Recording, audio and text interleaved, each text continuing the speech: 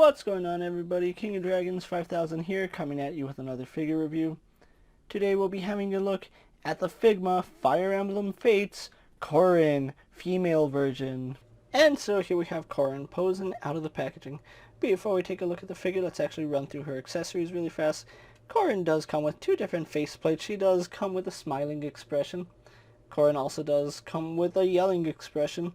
She also does come with 4 pairs of hands. We do get a pair of fists. We do get a pair of sword grip hands. We get a pair of relaxed grip hands. And we get a pair of wide open style pose hands. We also do get her sword, which has a lot of nice little detail. I do like the way it came out. Then we also do get the dragon stone, which can fit in her relaxed grip hands. And then finally she does come with a Figma display base, which you're probably going to be using often because she does have a hard time standing because she has such tiny little feet, and the cape does make it a little hard for her to stand. But it is possible without the stand. So with that out of the way, guys, let's actually take a closer look at Corrin. And so here we have a closer look at Corrin, and Figma has done an amazing job with this figure. I really do like the way it came out. Now, Corrin isn't my favorite character in Smash Brothers. I mainly got Corrin for my Smash Brothers display. I honestly have never played a Fire Emblem game, so I can't really say how good the game is or not. But I do like the way the figure came out, and she does look like the way she looks in Smash, so I really can't complain about that. So the face is done really well. I do love those pink eyes. They are done exceptionally well, and they do stand out along against her hair and her face. It's just a really nice color. You can see right here they did add some detail to her hairband right there.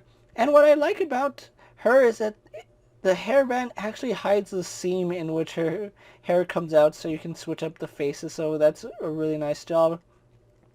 I wish they could have done something better for her hair, because that isn't the best look, in all honesty. That is really terrible. Her hair is articulated, but it's strange because part of it is soft plastic and the other part attaches to the hinge, and the way they did it is that the sides right here are soft plastic, and then it has a hinge right there. Really doesn't hold its shape all too well, so that could have been done so much better with maybe a ball hinge. I think that's just the route they should have gone. They should have had a little ball hinge with a hair cap, and then the hair piece can move out. But from the front, it still looks really nice. Having a look at her costume, though, it is really, really well done. If the camera can focus really quickly, you can see she does have her cape that drapes to the front all the way to the back. Now, one thing you can see is that there is a lot of kibble right here on the back. You can see just how much the cape does eat up. Well, not eat up, but it does take up quite a bit of real estate, so it does make her a little bit back heavy. Really like the way her shoulders are. Now they are on ball hinges, so you can pivot those up and down if you really want to. You can see she has these really puffy sleeves, and then we have some armor bits right here.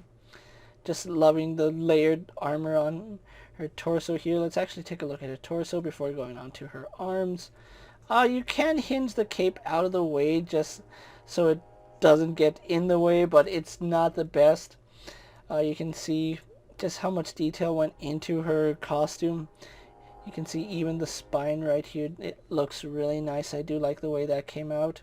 All the layers do look nice. Now, something I do want to point out is that she technically doesn't have an abdomen. This piece right here, as well as this piece, they're not really solid. They're just covers. So if you were to actually pull the figure apart, you can take these two pieces and you can see they're just hollow bits.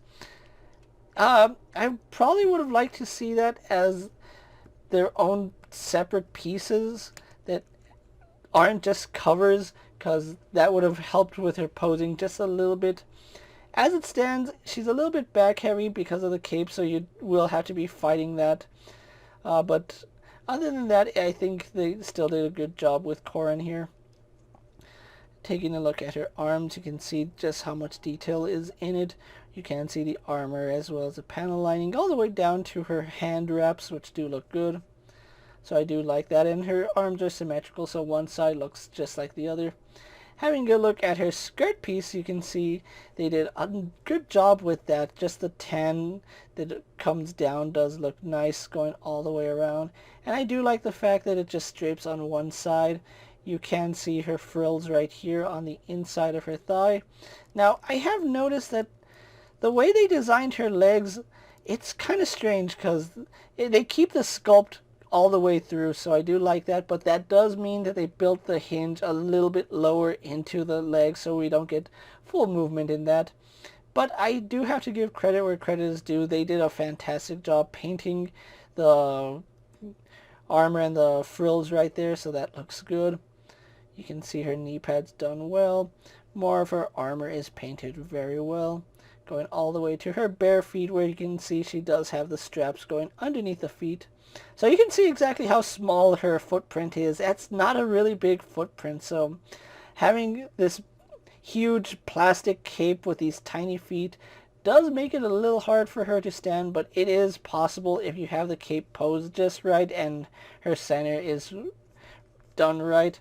So overall, I like the detail on Corrin here. So what we're going to do now is get her compared to other figures you may have in your collection. Here we have Corrin posed next to a Marvel Legends Cyclops and a DC Multiverse Superman. Here we have Corrin posed next to a WWE Elite Scale figure and a Mezco 1/12 Collective Popeye the Sailor Man. Here we have Corrin posed next to a Lightning Collection White Ranger and Star Wars Black Series Mandalorian. And finally, here we do have Corrin posed next to a Figma Lucina and a Figma Link. So with the comparisons out of the way, let's actually have a look at her articulation. Now, she does have a really interesting Figma joint here, if we can just pull her hair off as well as her face so we can go over that. It is a pin going into the head, so that does accommodate for some side swivel, but then we also do have a pin that goes down into the neck, so we have some tilt, and then we have some rotation, and then that is on a hinge, so that does move forward and back. Of course, the face plate is going to make it a little bit tricky to get that to work properly, so with the face plate on, it only goes back about that far. You can see the hair does get out of the way, so I do like that, so she looks up no problem. And then we do get some really nice head tilt as well as rotation.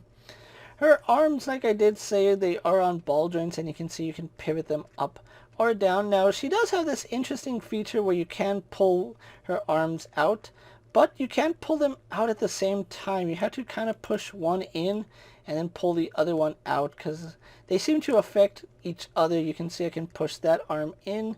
This one pops out, pop that arm back in, and this one pushes out. So you have to find an in-between for the joint. So that would probably be the best bet. Does hinge out all the way, no problem. Does a full 360. Kind of squeaky on mine, but that's to be expected. We do have rotation up high at the shoulder. We have a single Figma joint here at the elbow, which does give us a little, actually much better than 90 degrees. And then we also can rotate on that joint. We can rotate beneath that joint too, but not a lot because of how they did cut out her forearm. We do have a swivel hinge right here at the wrist, so it does move up and down, and then we can move that joint to have in and out movement, and then we have rotation on that peg. She does have a ball joint in her torso going upwards, so that does move forward and back, some slight side to side rotation, but it's a hinge ball joint, so it's a ball joint going into the torso, into a hinge right about here, so we can get her to crunch forward a little bit, crunch back quite a bit actually. Some slight tilt because it is on a ball joint, and we do have rotation down low. It's just a pin going down, so it's not a ball hinge, so that's a little bit unfortunate. Now, because of the way they styled her hips, they only go out about that far. It's not because the skirt piece prevents them from going out further, it's just because they sculpted her to have all the anatomy right up here, so it does affect how far out her legs do go out. So that is a little bit unfortunate. She does rotate up high in that thigh joint. We do have a bend at the knee as well as rotation at the knee. We have rotation at the calf. We have a hinge that goes back and forward. Forward facing pin for rocker ankle. A toe joint which works fine. And then her cape is separated into two parts. One joint does have forward and back movement. They're basically ball hinges, so that works pretty good.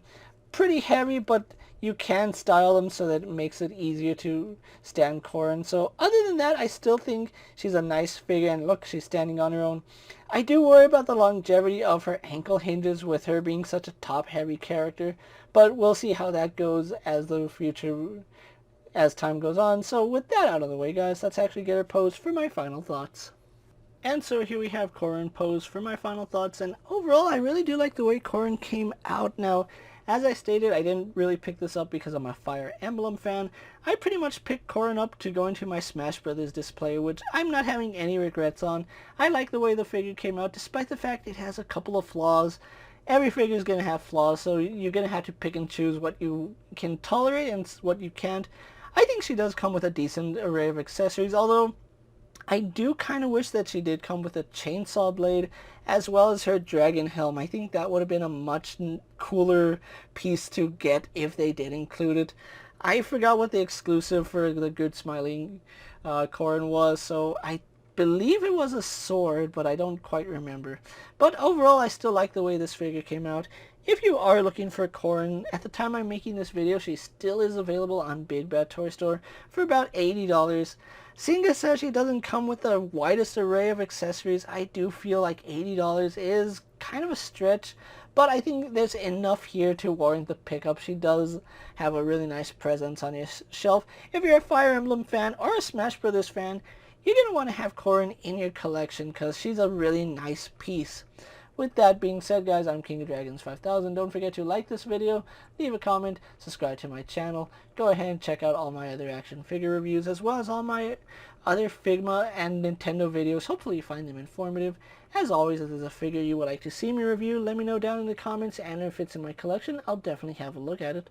While you're at it, check out my Instagram account for new and exciting action figure photos, and as always, ring that bell to be notified every time I upload a video.